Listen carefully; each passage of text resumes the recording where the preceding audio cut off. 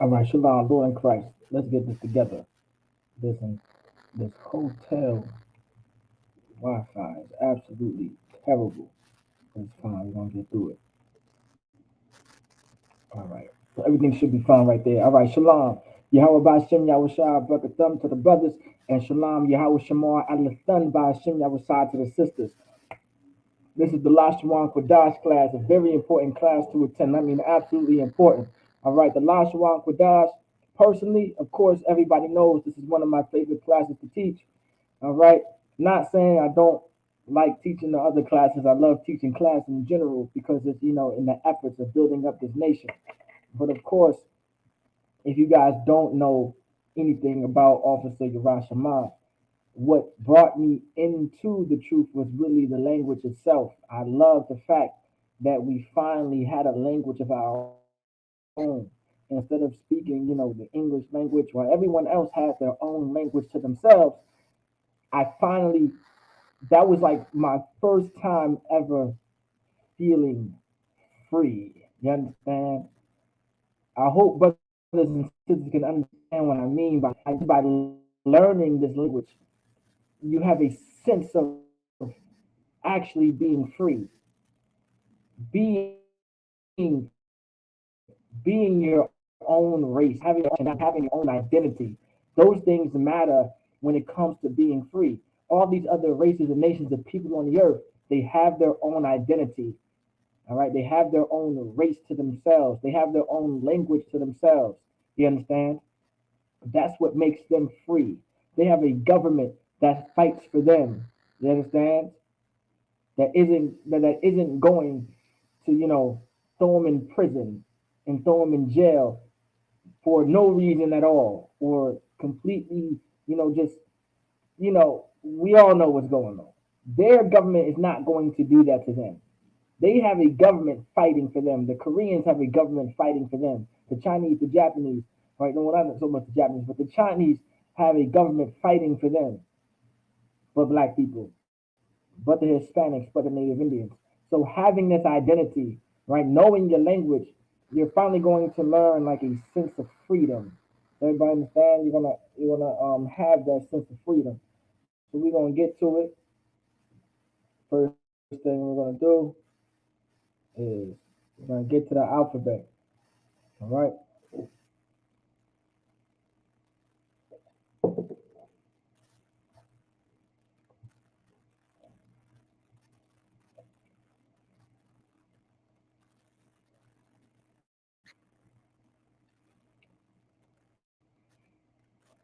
So the first thing that we have here is your ah.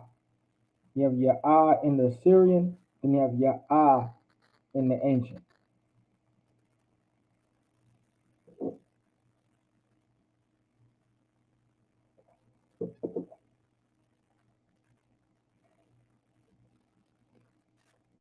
Next is you have your ba. You have your ba in the Syrian, then you have your ba in the ancient.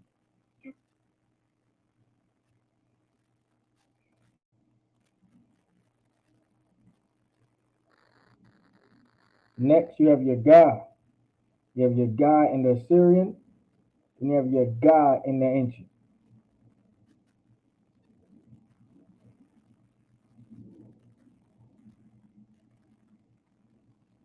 Next you have your da.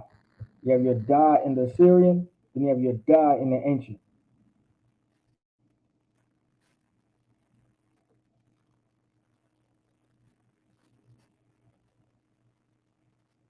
Next you have your ha. You have your ha in the Syrian, then you have your ha in the ancient.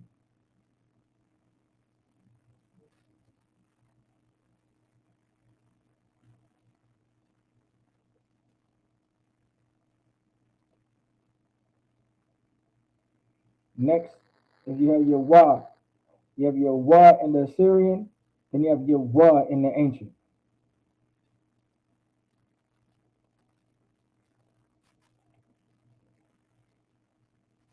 Next, you have your za. You have your za in the Syrian, and you have your za in the ancient.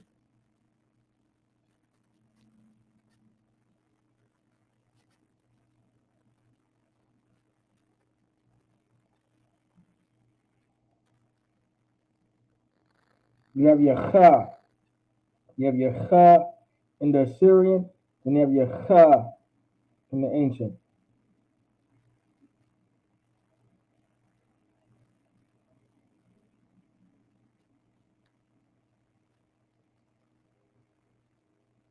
You have your ta. You have your ta in the Assyrian, and you have your ta in the ancient.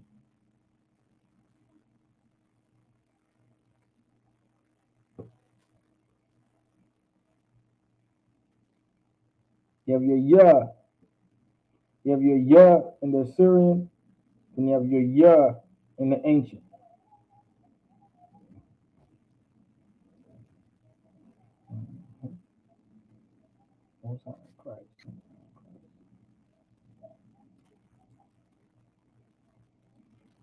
Next, you have your ka. You have your ka in the Syrian, and you have your ka in the ancient. Now pay attention to the left where the arrow is pointing to. In the Syrian script, that's something very important to pay attention to. The reason why it's important to pay attention to, because when you're reading the Hebrew in the Assyrian script, all right, let's go to the I all know what the Assyrian script looks like. If not, let's do a quick navigation. Let's go to Nehemiah, go to 13. Salaki. Let's go down to Jews language.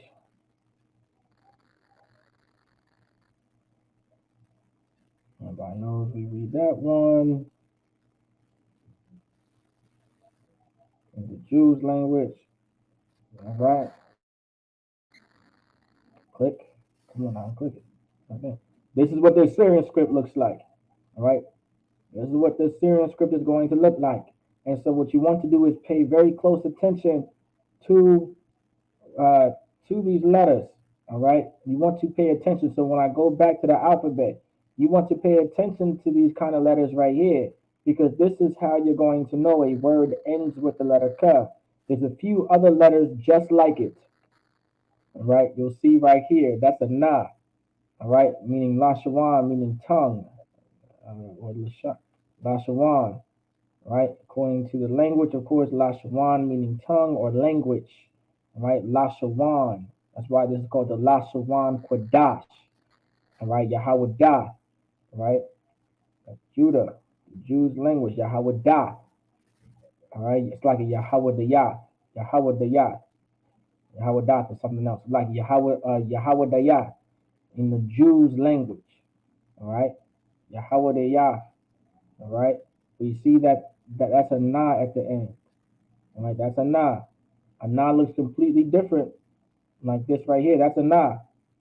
That banya, that ban, meaning son or children, but in this case, banya is pluralized for children. You see that? That's a na right there. Ban and ya, banya. That's a na. You guys see what I'm pointing at? But that's a na in the beginning of the word. I mean, in the beginning or the middle of a word. That's what a na is going to look like. But a na at the end of a word is going to look like this. Same word, ban, bond. See that? Bond. The root word is bond. Banya. Y'all understand? Banyahum, of course, and their children. All right? Banyahum.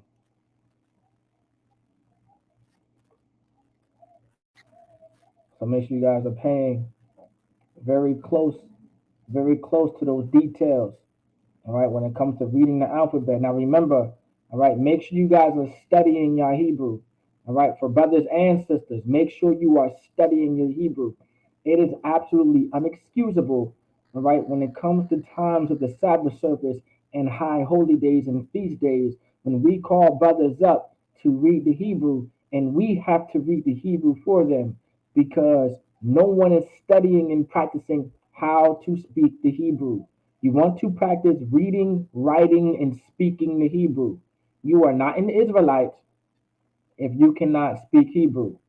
There's a few things you have to check certain things off your list in order to be an Israelite. One, you have to be born so called black, Hispanic, or Native Indian. Two, you have to keep God's laws, statutes, and commandments. Three, you have to know how to speak the language of your forefathers that God allowed us to keep. You understand? That's one of those are three things you want to check off in being an Israelite. All right.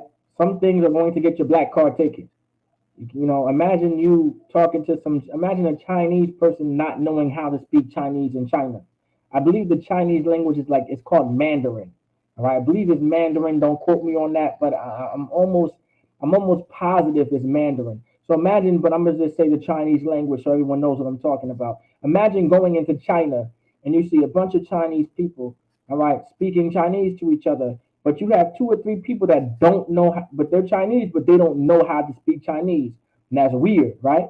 And that's absolutely weird. Like, how are you Chinese living in China, but you don't know how to speak Chinese? You're weird. How are you even Chinese at this point? That's what they're going to say to you too. All right. It's almost like a sin to them that you don't know how to speak the language of your forefathers. Their forefathers were other Chinese men, all right, and women, whatever the case may be. So imagine if you don't know how to speak the language of your ancestors. They're going to look at you crazy. That's why in Chinese and Japanese homes, they are very serious about speaking a language to the point where, like, when you are in the house, if you're their children, you come into the house, there is no lick of English being spoken. Every time you say a certain word in English, you got to like put a penny in a jar or a quarter or a dollar in the jar. Those things are absolutely done.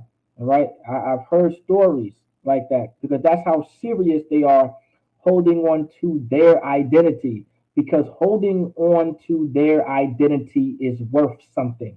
You understand? Holding on to their culture and their custom is worth something to them.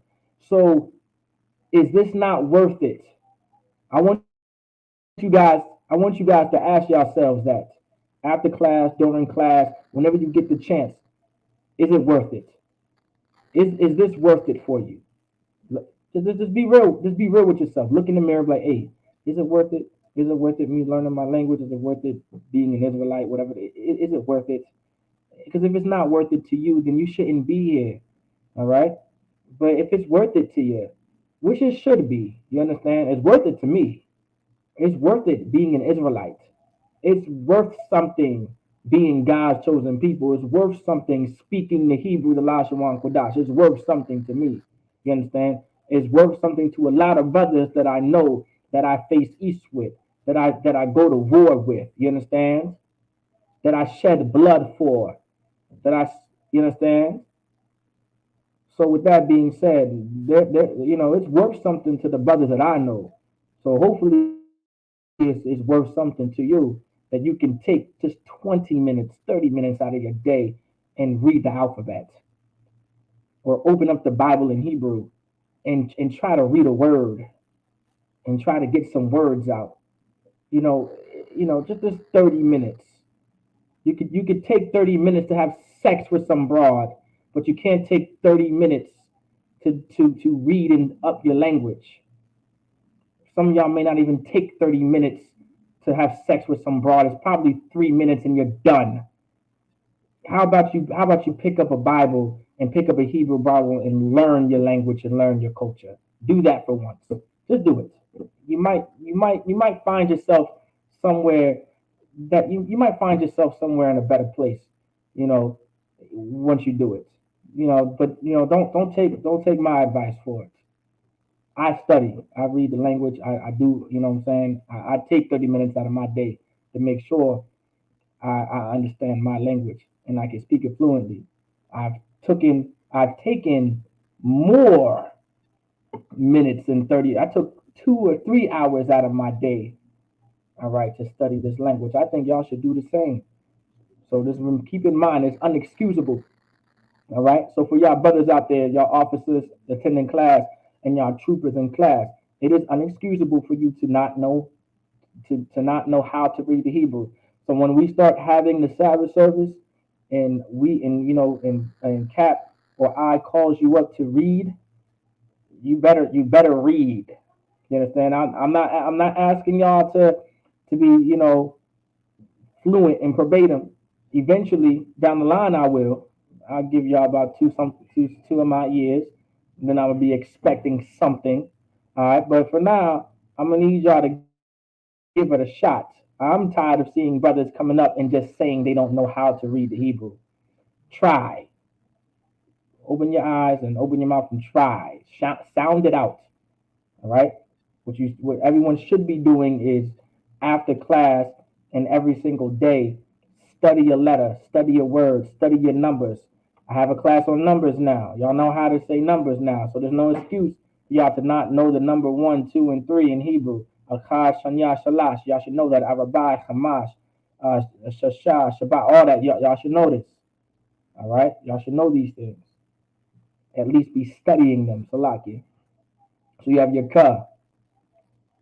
Next is you have your la. You have your la in the Syrian. And you have your la in the ancient. Now I hope y'all understand. I know y'all might be at your slaveries, but I hope y'all understand. Next you have your ma. You have your ma in the Assyrian, then you have your ma in the ancient.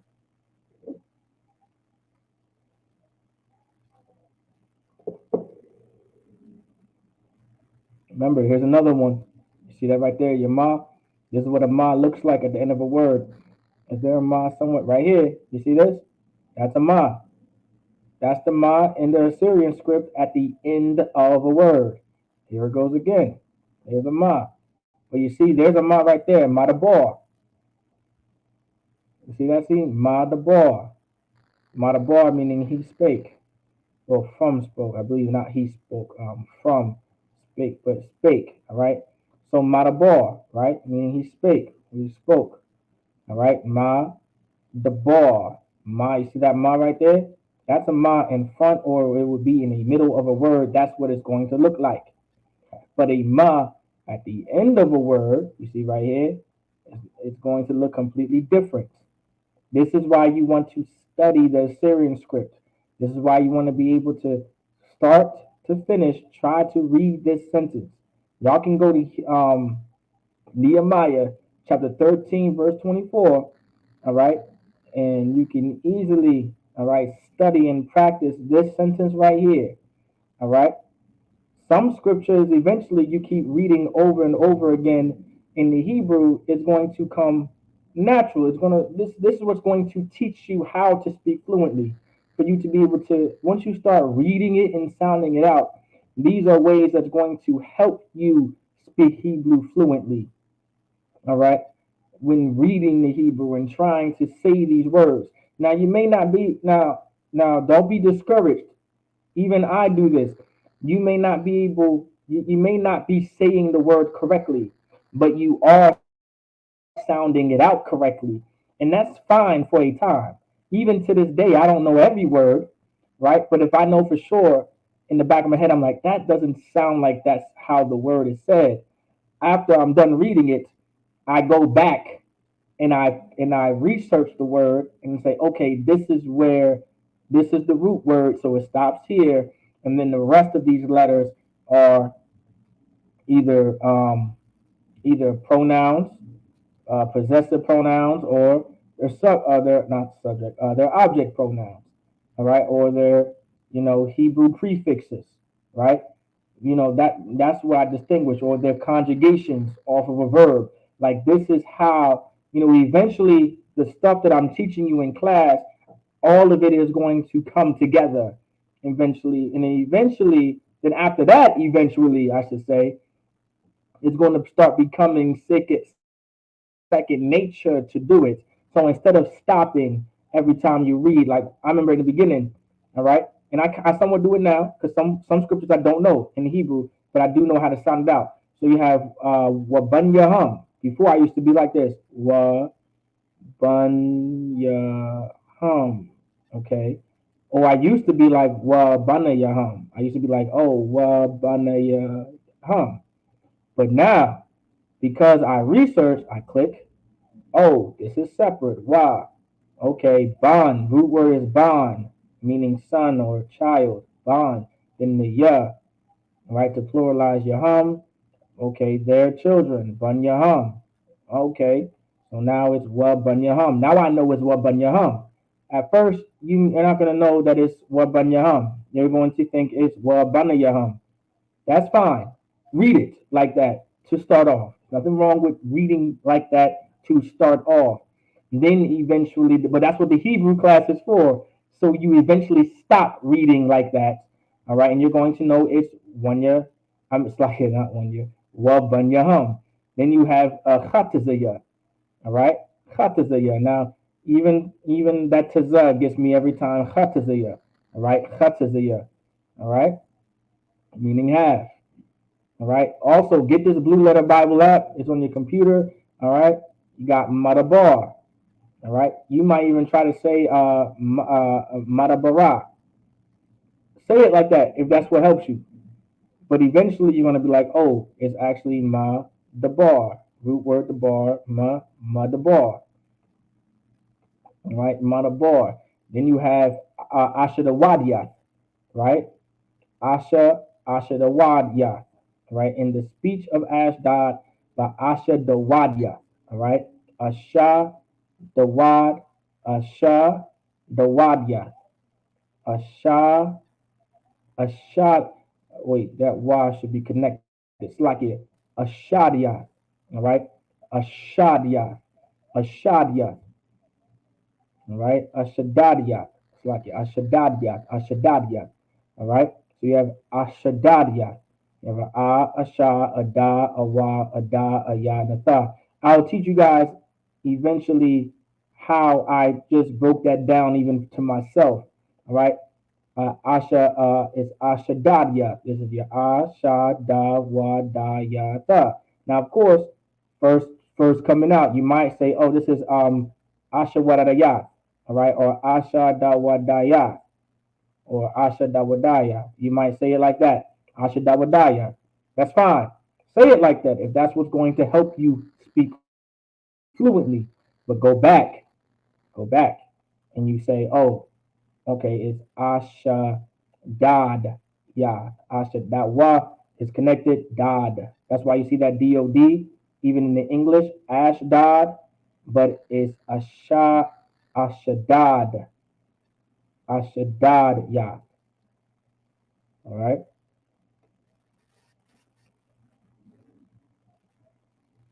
Eventually, you guys are gonna learn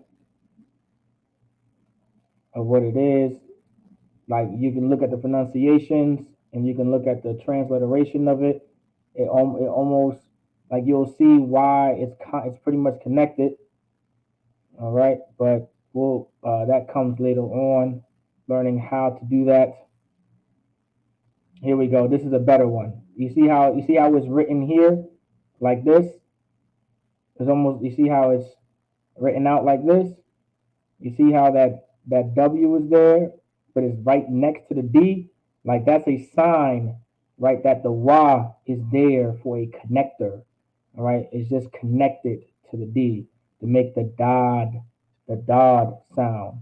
All right, not dod, but dod sound to make like there's a wa there. Ashdod, ashadad, not ashadad, but ashadad. All right, so ashadadya. It's like an ashadadya. Is to give it a certain sound. All right, is to give it a certain sound. So it's not dod, but dodya, because there's a wa right there. All right, so ashadadya. But these are things eventually you're going to learn. All right, but what I'm saying is it's fine to just read it. All right, and then of course I will let you know how to say it correctly. All right, that's why I'm the Hebrew teacher, and that's why you come to the Hebrew class so you can learn how to say these things, all right, correctly. But let's get back to the alphabet real quick. All right. If you guys have any questions too, don't be afraid to ask. All right. That's your ma in the Syrian and ancient. Y'all know that. You have your na. You have your na in the Assyrian. You have your na in the ancient. Same thing. We just went over it. It's right here in the scripture too. See that na? That na? I pointed it out already. Well, that's why I say it's found at the end of a word. Like these are things to pay attention to. I can't stress it enough. You have your sa. You have your sa in the Syrian. You have your sa in the ancient. Your sa in the Syrian. Your sa in the ancient. You got your I. You have your I in the Syrian. Then you have your I in the ancient.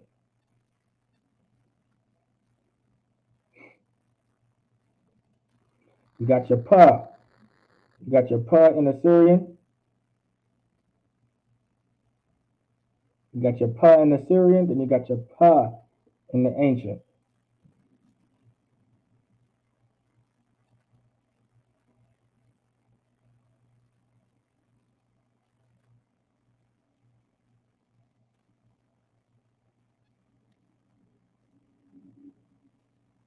You got your tazah. You have your tazah in the Assyrian, and you have your tazah in the ancient. All right. I don't think this has a tazah at the end anywhere. No, it does not. But it does have a tazah right here. See, that's what a tazah looks like. All right. You really wanna. Is good to read the ancient.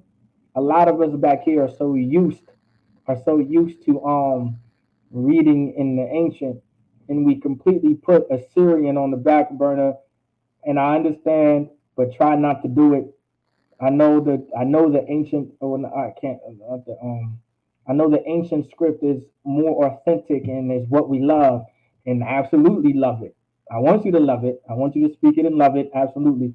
But the Syrian script is our language too, and you're gonna have to learn it because the majority of our records are written in the Assyrian script. So you're gonna have to learn how to speak that Assyrian, all right, and especially at least read it. We speak in the ancient, but we can read the Assyrian as well in the ancient in the ancient form. That's what we do. All right, so do it. I remember not too long ago, I was at headquarters for the closing of the Feast of Unleavened Bread, and Officer Kowal, a solid brother out here, he's the camp leader in Jersey, and he called me up to read, and I was, of course, I tend to read the Hebrew, especially Leviticus 23. All right. The reason why I read Leviticus 23 fast is because I've been reading it for over 5 to 6 years now. So I have it down packed. I damn near know. I may know it by heart. The purpose of all of this, by the way, the purpose of the Sabbath service is to eventually know these scriptures by heart to the point where you know your language by heart. That's the spirit of it all. I hope you guys will understand that in the future. All right, that that's the point of it all is to have your culture and memorize it, and with your language and memorize it, and your culture and memorize it to the point where it becomes second nature, where these some things are just a normal. Like I said, second nature is normal. You don't even need too much of anything because now you know these words by heart. That's the spirit of it all. But of course, I skim through it because I've been reading Leviticus 23 for a very long time. But to get to my point, the brother thought because I was reading it in the ancient um is why I was be able to speak it so fast. And so of course I said, okay, brother, I'm going to switch it to the Assyrian and I'm gonna show you I can do the same. Of course we was having our little, Israelite fun, We were like, oh, I'll show you how great I am. Me and the brother, very close, very cool, so calm. But what you want to do is study that Assyrian. Don't put Assyrian on the back burner. All right. I had that same tendency. Um, so don't do it. All right, let's get back to it. You got your qua. You have your qua in the Assyrian, and you have your qua in the ancient.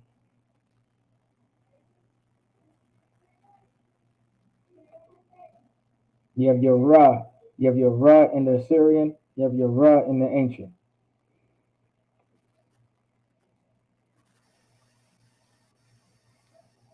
All right, let's finish it out. You have your sha in the Syrian. You have your sha in the ancient, and then you have your tha. You have your tha in the Syrian, and you have your tha in the ancient. Also, don't be afraid to ask questions either. Don't be afraid to ask questions in class, especially if it's a word that you need to know. All right. I remember when I first came into the truth, I would ask. I believe Officer Marah was teaching the Hebrew class for the nation. All right. This goes back when we were. It was Officer Taziyad. It was Officer Taziyad, Officer Malak, and then it was me. I was the I was at that time I was fourth. I was fourth in line. All right. I wasn't the youngest officer, but I was fourth. I was fourth in line at that time, and those brothers was over me. And but on the Taziad, he was 1,000, and then me and Officer Malak, we were officers of 50. But we weren't teaching class around this time, and but because we weren't teaching class at this time, we had to attend the school's classes. Everyone should know the school. Some of y'all may not know. Well, y'all do know, but at one point in time, there's always a broadcast of a history class or a Monday night class. There's always for the nation. There's always a broadcast for the nation, a brotherhood class. There's always a broadcast for the nation of a Wednesday night law class. Then there's a broadcast for the nation Thursday night scripture breakdown class. That's just it's always been like that. And Friday there was a broadcast for the nation Hebrew class. All right. Now we had to go to these because we were not doing classes at this time. We were, you could say, we were officers in training to when they do what we're doing now. All right, what we're doing now. Um, of course, the brothers over me, they went to do and go and do better things, like Officer Malak. Brakata Yahawi Hawashai for Officer Malak. You know what I'm saying? Real solid brother. He went to Kansas City and he is a camp leader in Kansas City. All right, he runs a camp out of Kansas City. Officer Taziyah, Brakata Yahawi Hawashai, Taziyah, he's in Philly. I mean, well, he's in Philly, but he's out there in the Delaware school putting in work and doing classes and raising up brothers. He's doing a great thing. And both of those brothers are now officers of 5,000, and they're doing great things. You know what I'm saying? So we started off going to these classes for the nation, and so to bring up, I would ask questions throughout these classes, and so I used to annoy the hell out of Officer Morale. All right, I used to annoy Officer Morale like crazy. All right, like crazy. I used to ask a bunch of questions. I'm like, hey, what does this mean? How do I say this? Or how do I research this? And he would just give me information on top of information on top of information. All right. And then one day, because I took, captain scene, I took such a liking to the Lashawan Qadash. This is why I have the class to this day. All right. That was actually I used to only teach the Lashawan Qadash. I was until I had to teach every other class sometime. But let's get to it. That's the last letter. All right, that's the last letter. So I wanna hit something before I leave here. Before we go into the conjugations, I want to look at these Hebrew prefixes one more time because I want to show y'all what that shah, this shah right here. I believe it's shawl. Well, I might have to change that. I believe it's a shaw. Shawl is right. Shawl is right, but there's another one. Give me a second, y'all.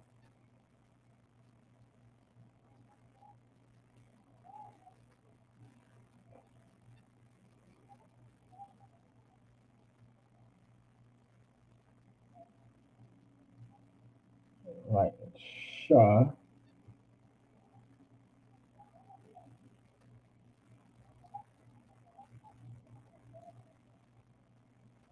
Let me get that right.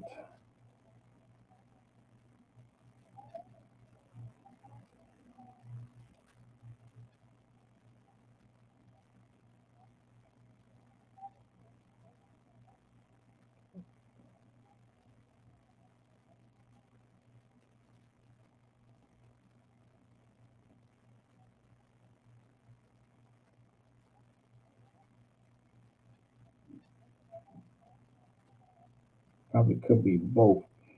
All right, but I want to say it's both. It means both. But I'll get that question. I'll get that question answered in a bit. All right. Me also has a there's me also has a we talk a lot about that Hebrew.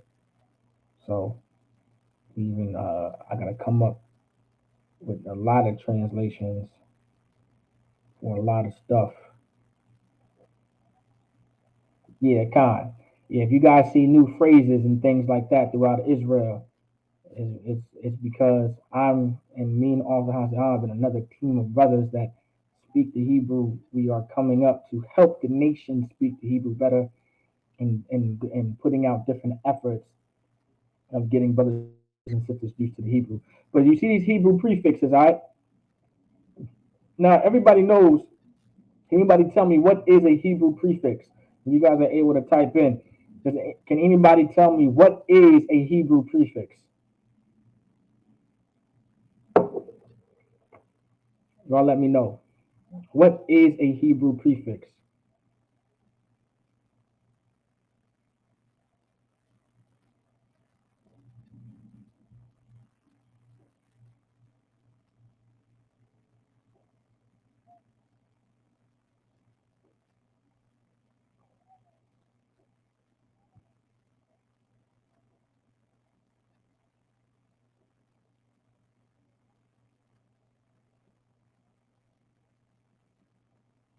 Let's see.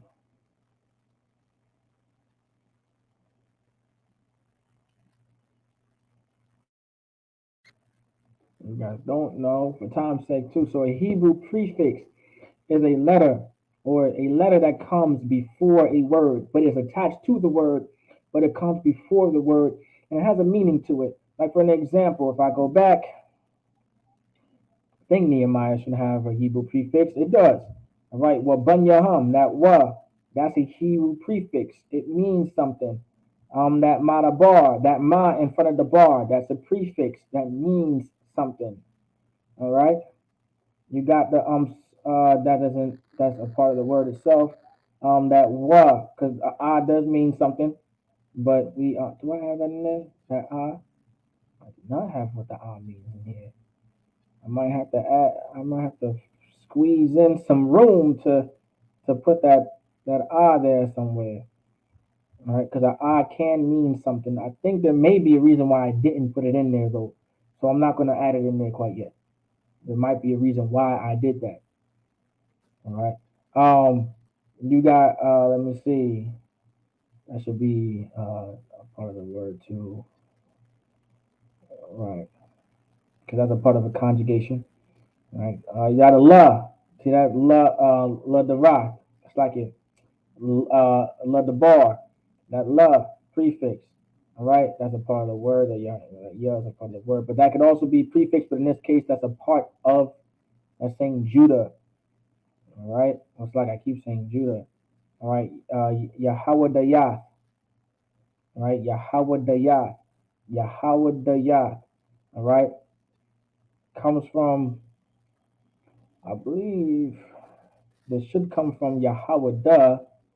All right, all right. Root word is Yahweh Dayah, meaning Jew. You can say, all right, Jew or Judah, right? Yahweh Dayah or Yahweh Da, right? The patronymically from Yahweh Da. So Yahweh Da is literally the tribe of Judah. Like this is how now when it says patron, right? Like a patriarch, all right? Think of like the tribe of Judah is Yahweh Da, all right? If you just the Yahweh Da, all right? But let's say if you're trying to say, you could say Yahweh Da in a sentence, or you could say Yahweh Da, still meaning Judah. You're not saying it incorrectly, all right? But Yahweh, but you see how it still has Yahweh.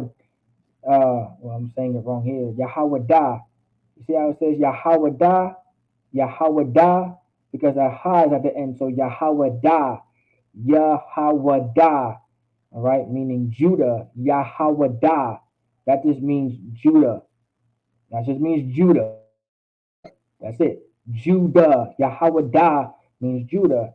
All right, but if you go to Yahweh Dayah, Now you see how I'm saying Yahweh da and not a I at the end, that da, because that ha is no longer there. So it's Yahweh Daya, not Yahweh Daya. No, it's Yahweh Daya, right? Yahweh Daya, right? Yahweh Daya. And Yahweh Daya meaning Jew. So Yahweh Daya meaning Jew. Yahweh Da meaning Judah. Yahweh Daya meaning Jew. All right? Yahweh Daya. All right? That's why those fake Israelites be saying Yehudi. Now I see where they get it from. Yehudi. That's a lock you. That joint is crazy. Man, listen. May the Lord be with them brothers, man. Hopefully they come. Hopefully they come into this truth. That's a lock you. Hopefully they come into this truth. Goddamn, Yehudi. That just sounds LGBT. This sounds LGBT. Yehudi. All right, I'm a Yehudi. I like it. All right, let's get back to topic. All right. So now, so you have Yahweh. So this comes now, Yahweh the Yah. Yahweh the Yah. All right. Yeah, comes from Yahweh the Yah. All right. Yahweh the Yah. All right.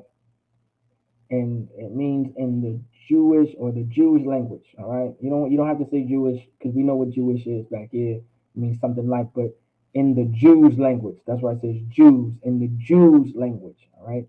In the Jews language. That's the also. So Yahweh Dayah, but it's Yahweh Dayah, meaning Jews language.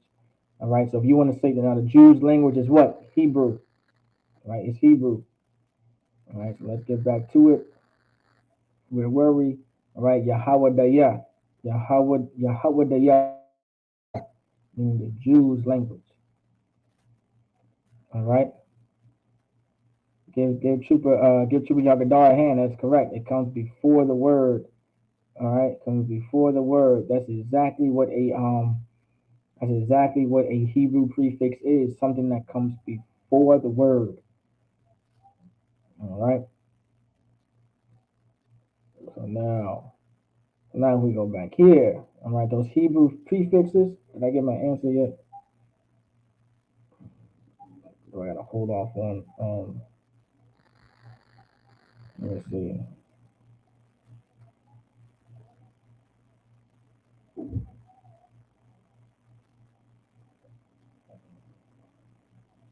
He is.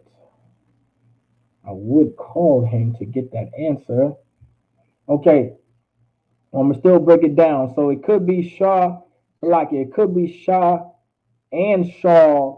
Okay, so when we get here, I'm gonna break it down to y'all. So you have your Ya, which is your he. You have your Ha, meaning the. You have your Ba, meaning in. You have your Wa, meaning and. Now remember, pay attention to these two, because these letters that are in front of these words or before these words, they mean something. All right. You may want to do research is everything back here. So, to help you study and learn words, what you want to do is go back and see if you are saying a word correctly. Like never go, let me go back to the scripture.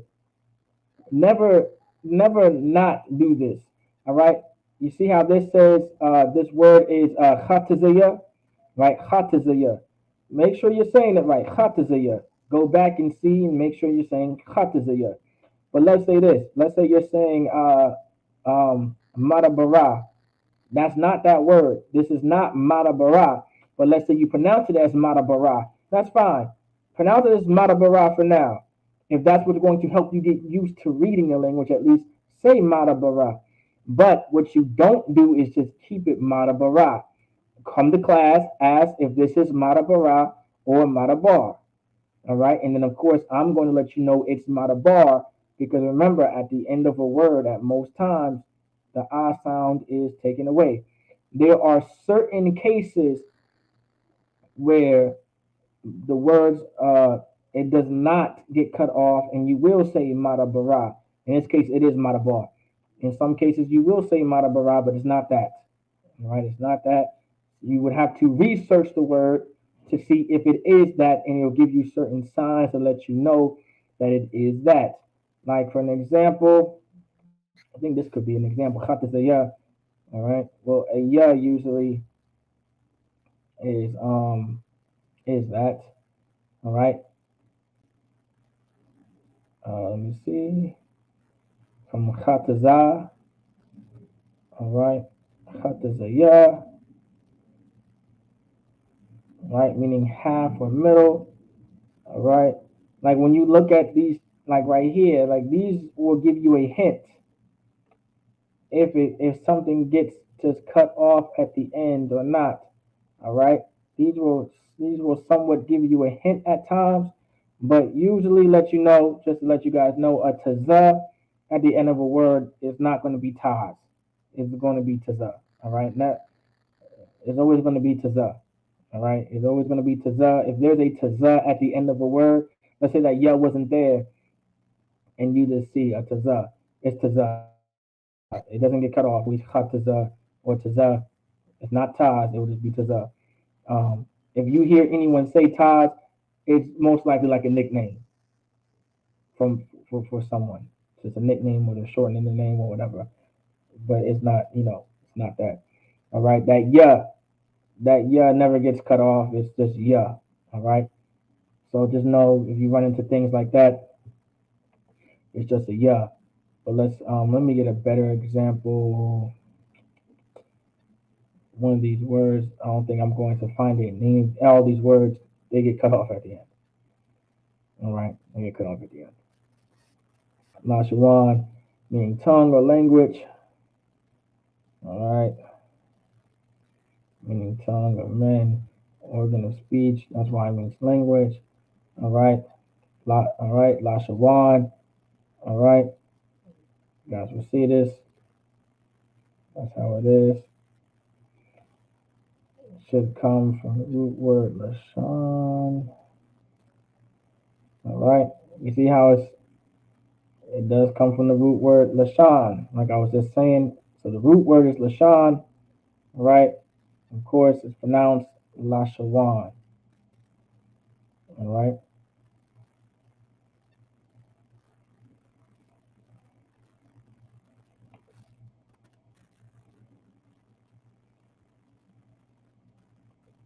But now these Hebrew prefixes, you guys want to pay attention to that. All right. Back to the Hebrew prefixes. You have your la, right? You have your la, meaning two or four. You have your ka, like or as. Now you have your shawl. Didn't get my answer yet, but I'm gonna break it down for sure of how I know um, how I know. So this may just be a sha, right? So for time's sake, all right, I'm about to find out if it is shawl. All right, I have shawl. I think I had shawl in my notes and in my mind for a very long time, but it may not be shawl. So I'm going to get back on you guys, but for sure there is a sha that means who, which, cause, and sick. It means the very same thing. All right, and there's a sha that means the very same thing. It means who or which for sure. It may not mean cause or sake, but definitely means who and whom and which. All right, that's sha. All right, so um, let's break down sha.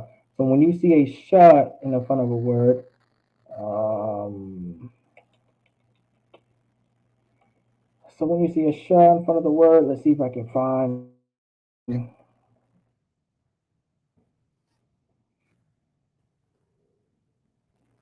Mm-hmm,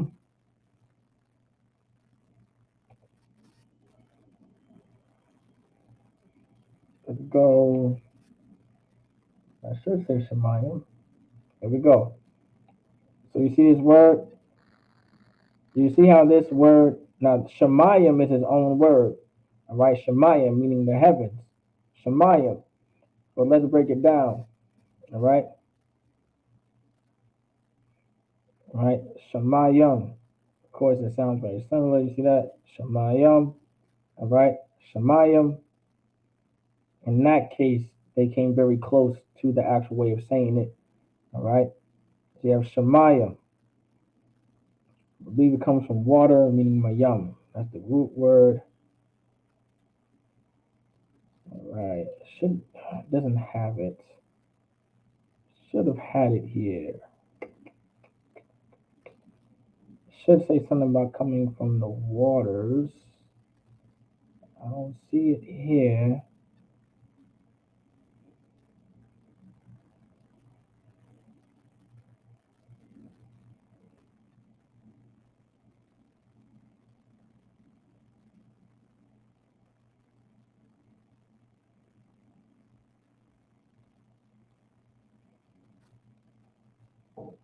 I don't see it here. Okay. So just to break it down to y'all. So what a sh would look like, break it down. So that sh in front of Shemayim, right, is a part of the word. I meant to go back to it. So you see how it says Shemayim? That sh, meaning which, that Mayam in the Hebrew is actually waters or water or waters. And so when you put a sh in front of the Mayam, right, meaning it's which pertains to, right? And so that Shah is pertaining to the waters which made the heavens or the skies. Now that makes perfect sense if you think about it, all right? Because the water and the sky, they pretty much work together in sync, right? Rain happens because of the water, and then the sky does a thing, and it's the cumulus cloud and all the science stuff, all that is, right there, it's right in front of our faces, right? I believe they say the sky is blue because of the reflection of the water, all this other stuff. It makes perfect sense on why the Shah is what's pertaineth to in the Mayam, meaning water. Like that's how you would use Shah. Like that's how Shah would be used. Right?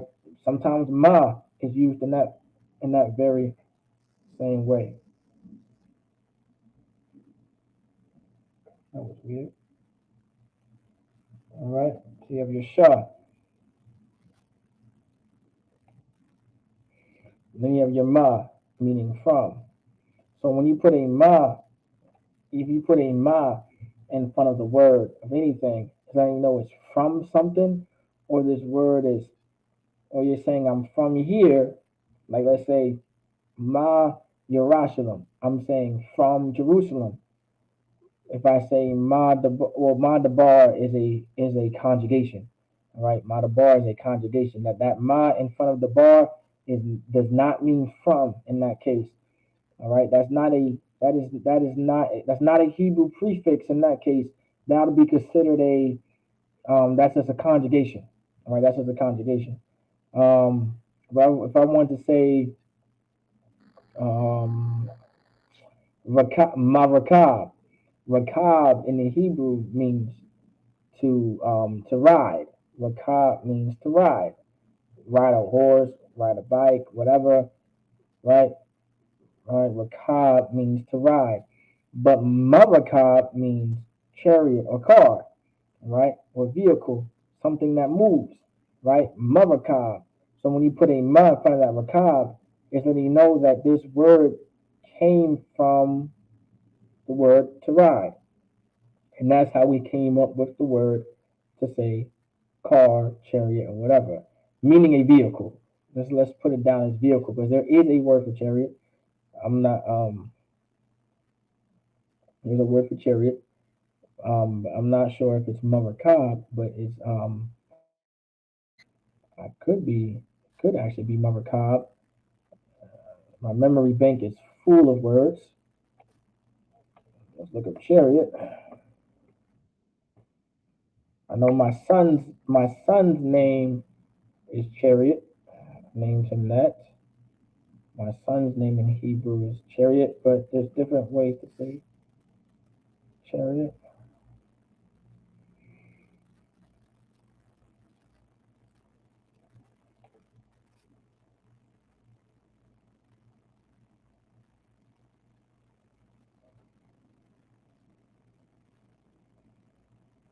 You see Rakab meaning to ride. See that right there, y'all? Y'all see Rakab means to ride. Is Rakab um is Rakab is Rakab one of y'all most common verbs? If not, y'all may want to make it one. I'm not sure if it is or not. Let's see. Let's make this bigger. Mm-hmm.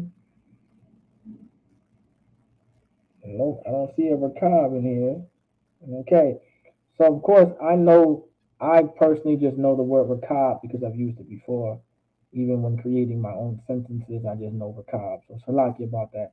But Rakab may not be one of your 100 most common verbs, but just know Rakab means to ride. It's a verb. All right.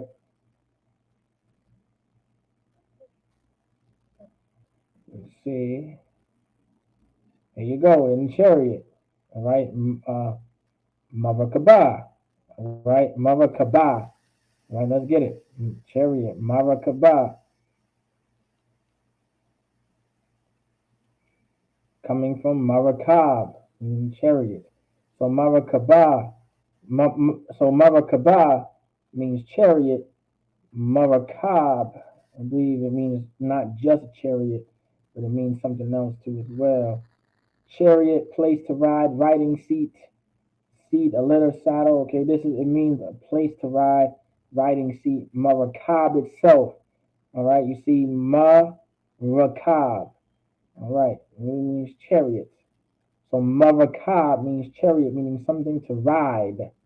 Marakaba is how you would say chariot as well, but just chariot, not a place to ride, right?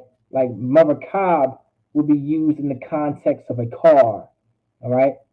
So Marakab, you would use it in the context of riding a car, a truck, a bike, a scooter. That's a Marakab, all right? That's a Marakab. A Marakaba, now you're referring to like the Lord's chariot at that point, the Marakaba. That's why it just says chariot. All right, it just says chariot. That's all it means. All right, especially a war chariot. All right, referring. All right, to like the Lord's chariots in that case. All right, but I named my son chariot. All right, some of y'all will one day meet my son. I have two sons, two little boys. They're both. But my first son, his name is I named him Chariot, and then my second son, I named him Justice for the People. All right, I named my first son Chariot, or Weapon of War. His name actually means a weapon of war. All right, and then my second son, which is a chariot, a weapon of war, I named him Weapon of War. And then my second born son, I named him Justice for the People. That's what I did. All right. So when I just pointed out that ma is letting you know that this. Actually, let me go back. I don't think I broke it down to y'all. I was just reading it. All right, but that ma, right? That ma. Remember, rakab means to ride. That ma in front of ma rakab is letting you know that this word itself. See that ma, then that rakab, that ma in front of the rakab. That ma means from, that rakab meaning to ride. That's letting you know that this word is coming from the word rakab. This is coming from rakab. And this is how we got the name chariot, because a chariot is something you can ride. Rakab is a verb meaning to ride, right? But we want to explain what something that you can actually ride, like a bike, a scooter, chariot, car, vehicle. So we said marakab, right? So now you know, okay, I mean, this car or something. Like our language is very simple and easy to understand. It's not something that's going to confuse the hell out you. It's not one of those things. So you got the Hebrew prefixes, all right? The Hebrew prefixes. I want y'all to pay attention to that. All right.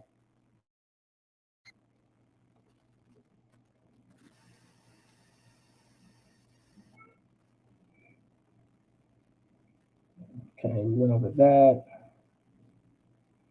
I know we went over our numbers.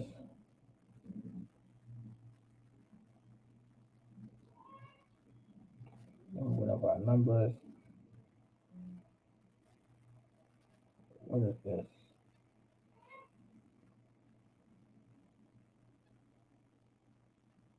Oh, I was giving examples of how to use and okay, Mama time, Mama talking, Mama talk, Mama talk, Mama talk, come y'all bed, Mama talk, Mama talk, come. Now, also sometimes when I speak, it may seem like I'm saying an extra word, but or extra letter in the word. I am not. It's how I flow with my words. The Hebrew language is a very, it's very, it's it's rhythm based. Most languages are rhythm based, and so for so-called blacks, Hispanics, and Native Indians, it's very easy for us to be able to speak in a melodic way.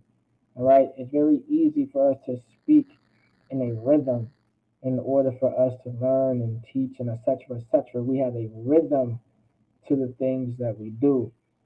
You know, you may not realize you have a rhythm when you talk, all right, but for sure, if you're a so called black, Hispanic, Native Indian, you have a rhythm when you speak. You have a rhythm. Even when I say rhythm, like every maybe second or third rhythm, I emphasize rhythm because you have a rhythm. See what I'm saying? There's a rhythm there. That's just how you talk. That's just how you speak. And so Hebrew is a very it's a language based off of rhythm as well. All right, and because we're such a melodic people as well, and a very musical people, and it's in our culture, this may even help you speak the language. And so sometimes it may seem like I'm saying an extra letter in the Hebrew, but I'm not. I'm just pronouncing the word in a melodic way that it sounds like I'm saying something extra, but I'm not. I'm there's a word for it. I can't think of it. I'm extending it. So when I guess when you click on it, it goes to the front, huh? No, it doesn't work like that. All right. So leave off where we left off. So you have shakar. It's like not shakar. You have shakab, meaning to lay down. So what we're going to be working on is the subject pronoun of thumb. All right. Now, anybody attending class, what is the most when it comes to conjugating verbs? The most important thing that you need to have is a what? What do you need in order to conjugate? This is something to think about. Shakab meaning to lay down. All right, y'all can answer. What does that mean? What's the most important thing that you need in order to conjugate a verb?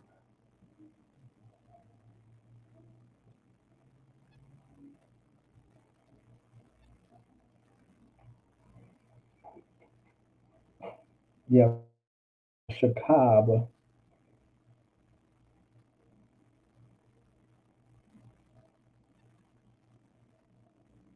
shakab, right?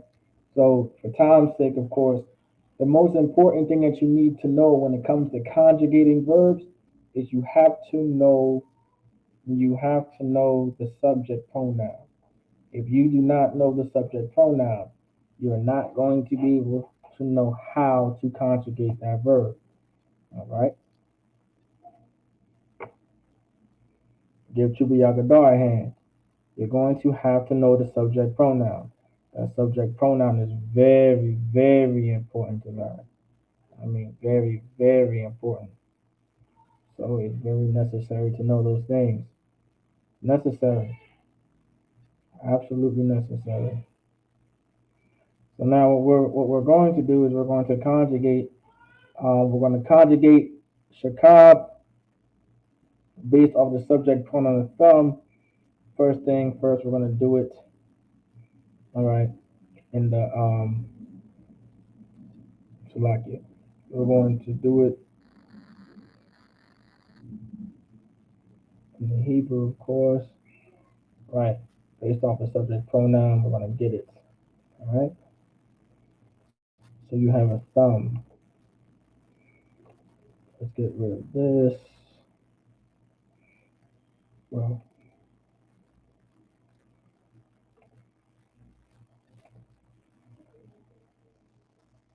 of course, does anybody want to give it a shot? Does anybody want to give conjugating shakab in the present tense? We're going to conjugate it in the present tense. I think that's what I wanted to say. We're going to conjugate it in the present tense. Anybody want to give it a shot? How would you conjugate shakab in the present tense?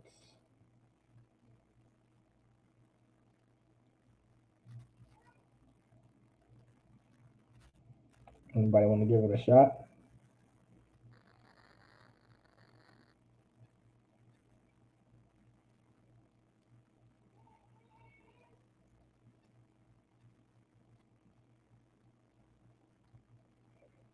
Chewy Gadar, you are right there. That's very close. Try one more time. You're very close. You're missing something. But I'm gonna give the brother that. So that it is a wa between the first and second letter. Remember, a thumb is pluralized. It's a pluralized subject pronoun, meaning there's more than one person there.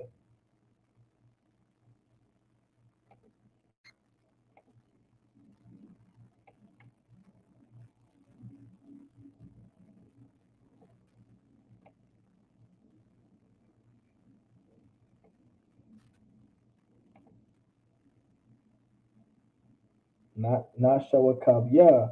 You're close. Not shawakabya. You're right there. You're missing one more letter at the end of it. You're just missing a letter out. But you're right there. You're right there. Not shawakabya. But you're right there. That's on Christ.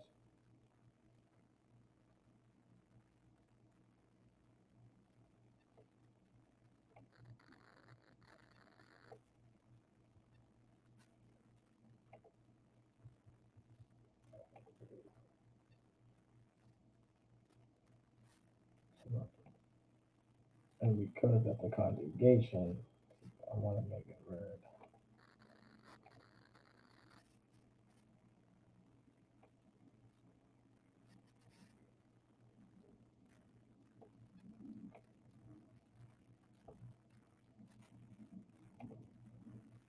Get you the Yagadan hand. Shawakabya.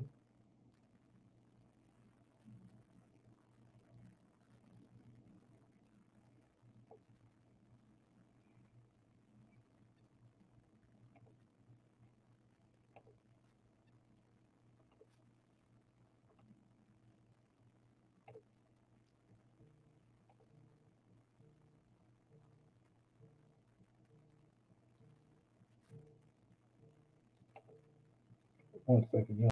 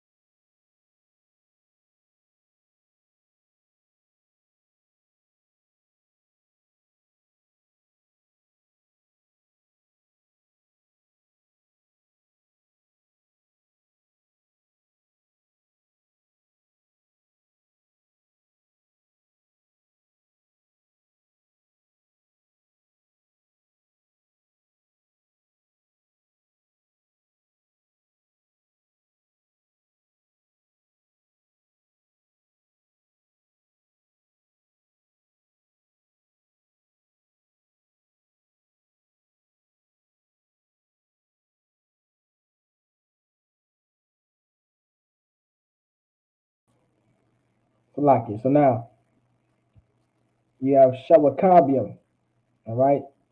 Shawakab, Salaki. I'm missing a letter there. And I gotta start over because I wrote them so damn close to each other. This is show this is a shawab. Shawabium. That is not the word. Got the cut there. Salaki, 1 second. I'm gonna go ahead and fix that for y'all. I wrote it correctly down at bottom, but we gotta have it right on top too.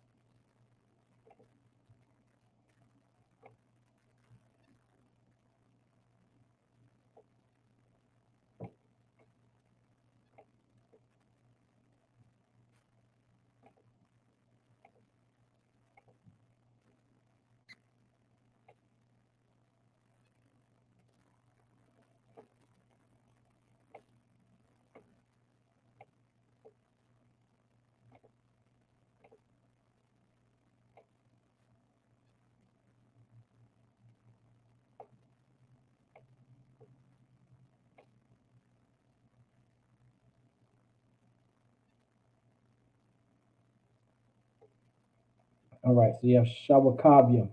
So shawakabium. So a thumb shawakabium can mean y'all lay down or laying down. All right.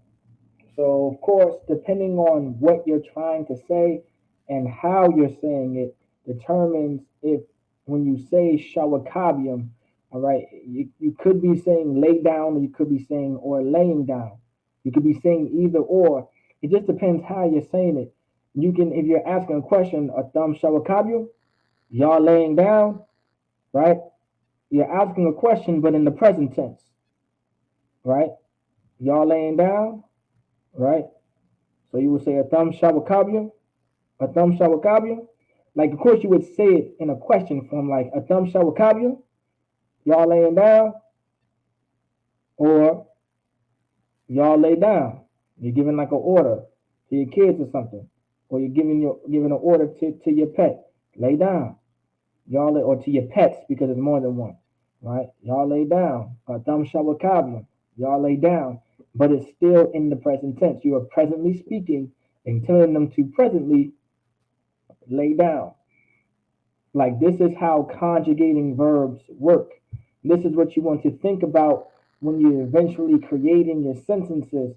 You want to kind of see how you want to format your sentence based off what you're trying to say, right? And also, don't think too much in translating the English. All right, you don't want to translate the English because not every word in Hebrew has a English counterpart. So what you want to pretty much um,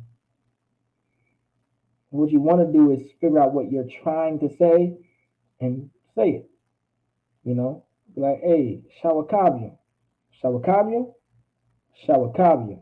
Like, you see how I said it. Now you don't have to say a thumb shawakabium. You could just say shawakabium, and we know shawakabium is based off the pronoun the thumb. Of course, can it also be this also can be based off of any pluralized verb, based off any pluralized subject pronoun. You have pluralized subject pronouns. Like, a thumb is a pluralized subject pronoun. Ham, han. These are pluralized. I'm just gonna give it to you. A knocknawa, a thumb, a thun, ham, han. These are pluralized subject pronouns. And so, because they're pluralized, all right, anything like shawakabium, all right, or shawakabwa, things like that, all right, these are things that you know what's funny? It's not funny. I'm just realizing it again. Y'all need to start checking me. 1 second. It's like it does. I do not want to spell this goddamn word right. Yeah, it's like I don't want to spell it right. I just want to shorthand everything to make it fit because I don't want it to run into that a thumb. That's what I'm doing. And so I'm taking letters out the damn word. Salakia.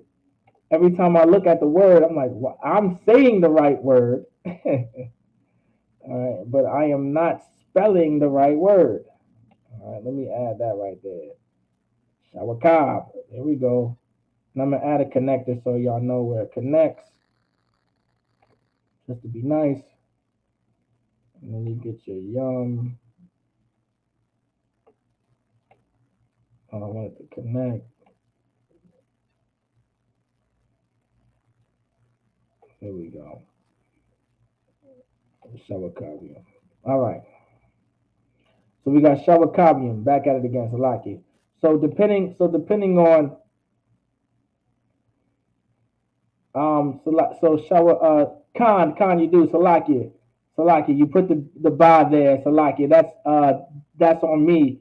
I was supposed to put the bar there, but I was trying to make sure it doesn't run into the word of thumb. So, but here we go. Shawakabium. It's actually Shawakabium.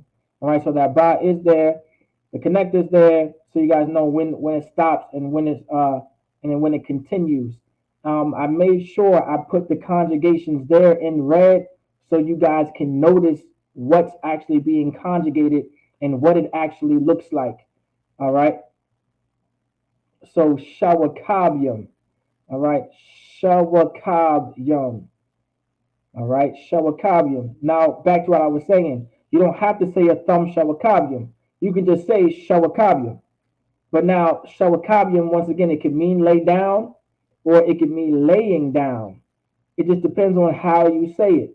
If I say shawakabium, I'm asking laying down or hey shawakabium.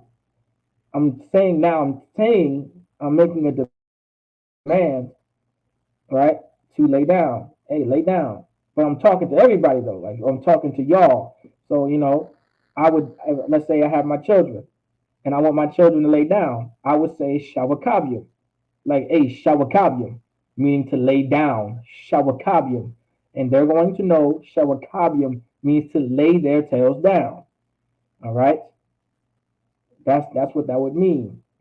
Or lama mata to bed. All right? Or I could say or you can actually say Yawalakim, Yawalakim Lama Mata. All right, Yawalakim Lama Mata. Of course, that's a whole nother verb. All right, you got the verb Yalak, meaning to go. Right. Remember, you can do this. You can take any verb. I want y'all to understand this too, because this is how I practice. All right, I take random verbs and I just put them into. It's the same thing. The conjugation is always going to be the same majority of the time. It's going to be the same. All right, with any verb that you put there, there could be a slight difference depending on the only I think I told you guys the slight difference. Let's say if your verb ends with a ha, you don't have to put the ha there anymore. You could just cut the ha off and just say it. So imagine Shakab was Shakaba. Shakaba, right? Well, let's just for an example. Let's say if Shakab was Shakaba with a ha at the end, right? When you conjugate it, you don't have to write the ha and say shawakabayim. You could technically say shawakabayim, because you drop the ha. That's what I mean by there's a slight the conjugations are the same. All right, you can still put it there. Now, of course, to unconfuse y'all real quick, shakab is shakab. So this word is shawakab yum. That's why that connector is there. It is pronounced as shawakabi. But now, let's say you want it. Now, what I did, right, to practice Hebrew is I would take another verb and put it in its same place. So you have a verb yalak to prove that there's a verb yalak. Yalak should be a most common verb. Halak and yalak should be a common verb. One means to walk, one means to go. Well, they're both. I think they're both going to say to go in this case. Actually, or one says to go. They may both say walk, but I don't think so. But yalak means to go. Halak means to walk. All right. In most cases, let me see if I'm giving y'all the right information though. Just give me a second. So you see how it says halak meaning to walk, but yalak should just mean to go. Well, go walk. All right. Halak just means walking like you walk, like walk. Yalak meaning go walk, just meaning to go. We just shorten that as in to go somewhere. All right. So yalak. So you see that word yalak meaning to go. All right. So when I backtrack it to the main screen. So when we backtrack, all right. Let's say if I wanted to use the verb yalak, meaning to go. I used to say this to my kids at the time. Around 9 o'clock is my kids' bedtime. The reason why 9 o'clock is my kids' bedtime, that's when I'm done teaching class. Once I'm done teaching class, it's time for bed, and then it's time to go to bed so I can continue doing my work in peace. I got a bunch of stuff to do in peace. All right. And of course, you can't always do things in peace if you have children. Anybody with kids understand that you can't do much in peace with children. They're always asking for something. They always need something. They always want something because they're children. Children are always going to want and need something and just be up around you. Kids never want to not be around you. Okay, so for any future brother and sister out there that may or may not have kids yet, just know, keep in mind, when you have children, they're going to just want to be around you. Okay, so if you don't want little people around you, having kids may not be in your best interest. All right, so I tell my kids to go to bed. So yawalak, right? Ya, I put a wa between the first and second letter, ya and a wa, yawalak, all right? Yawalak, then yum, because I'm talking to all my children. Yawalakyum. So yawalakyum, meaning to go, right? Yawalakyum, then la, right? That la, remember what that la is? If we go back, remember the la, the Hebrew prefix la.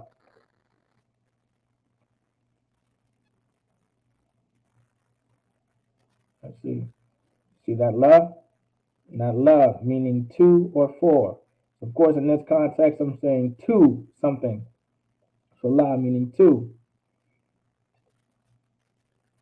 All right. On back. Here we go. 1 second. Let the screen load. So let's say so you put yawalak. So lawayakyum, then la. Then of course mamata. Mamata. Mamata means bed. I believe that should be in our vocabulary. Let's see.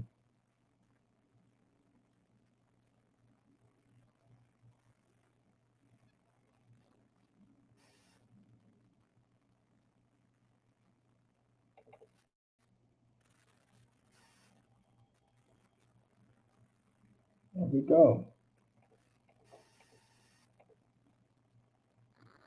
There you go. Y'all see it right here. You see that right there? Bed, meaning mamata, mamata, mamata. Now remember, you see this right here? It's a good sheet to have. Very good sheet to have. You can learn a lot of vocabulary here. Look, captivity, shabia, car, marakab. I just broke that down to y'all. Where we get marakab from. It means chariot in the Bible because it's something that you can ride. So a car, a vehicle, a truck is something you can ride. And so marakab is how you would say it. Chagag means to celebrate, coming from the word chag, chag. So chag This is a root. If you don't know Chag, the word Chag, right, is a word in Hebrew that means festive, to be festive. So to celebrate something is Chagag, because it comes from the word Chag, to be festive. If you did not know that, now you know. You got born, Nawalak. Born meaning Nawalak. All right? Nawalak means to be born. The Ba meaning box. Yalad meaning boy. You see this? All right, look, brass, Nachasha. Nachasha, bread, Lacham, break, Shabar, bring, lead, Bayah. All right? Bronze, Arad. Got books of par, body, Gawap. Right? Blue, Dakhalat, the color blue, Dakhalat. All right? Blood, meaning Dam. Bless, Barak, Blaze, Lahab, Blackboard, Lawak. All right? Okay, by the way, we don't use blackboards anymore, so this word is outdated. I don't think anybody, I don't think any of this new generation knows what a blackboard is. Salakia, just seeing that, Salakia. Right, Khan, Trivia Gadar, give Trivia Gadar a hand. Yawalakim Lama Matas, how you would say go to bed. But I'm over here looking at the word blackboard. Woo wee. How many of y'all know about a blackboard? Most this generation may not know about a blackboard where there was a chalkboard. It was black. Blackboard now is something you use in college. It's a thing that you use in college and it's online and it's called Blackboard where you get all your assignments in. Back in the day, a blackboard was the actual board that you would draw on with chalk. And I remember one time back in the day, the teachers would have like 4 or 5 or 6 chalks on this thing to make a straight line across the board. It was, whatever they did. None of this generation would ever see that again. That's a real old thing, a chalkboard. Just like they don't know what these projectors they have now. These projectors that they have in almost every building now, you can project the actual screen on the wall. I remember going to school back in the day. You had a projector that the teacher would roll in the middle of class, and she had to put some invisible paper that you could see through, right? Right? You would have an invisible paper, all right, they'd see through with stuff on, and they would slide it on the thing and face the light, and that was real projection. I don't know what this projector is now. That's just a I don't know, a screen. That's just a screen at that point. But that was a real projector. You would put the visible paper on, try to face the light. Sometimes it would be real. You had to cut off the lights to see it. Now you don't have to cut the lights off to look at a projector anymore. All right, you can keep the lights on and see everything very clear with the projectors now. Back in the day, you had some invisible paper. It was against the wall, and you had to slide some invisible paper on it, and you had to cut off all the lights, and then the teacher would be able to use the expo marker to show you some things on it. But yeah, I'm looking through these words, I can. All right, but yeah, blackboard. I don't think y'all gonna have to be using it, but if you want to, lawak is how you would say blackboard. All right, but here you go, bed. All right, bed is mamata. So you're the brother hand because you said it absolutely right. Yawalakim la mamata is how you would say go to bed to your kids or to anybody. Right, Khan. I wrote many sentences on them joints. Exactly. Yes, Khan. As did I. No one uses blackboards anymore. No one uses blackboards anymore. I don't think a blackboard even exists. If you have a blackboard in your school, call the Israelite School of Universal Practical Knowledge. If you're a so-called Black, Hispanic, and Native Indian, and you have a blackboard in your school, call the ISUPK because you need the ISUPK for sure. All right, our people need the ISUPK. All right, that means that school is an absolute in poverty and it has no funds to it, and that's just something that the ISUPK needs to take over. That is a school the ISUPK needs to take over and to be in charge of. There are brothers and sisters back here have degrees. We can easily be teachers. We can be teachers. We have degrees back here. If we want to be a teacher, we technically could. All right, but and I'm talking about like a actual educator through the system. That's what I was referring to. Of course, every year priest and prophet of the Lord. All right, that's a whole different thing. All right. But with that, I can say Shalom, Yahweh Ba'Shem Yahushai, Barakatham to the brothers, and then Shalom, Yahweh Shamar, al Son, Ba'Shem Yahushai to the sisters. Shalom.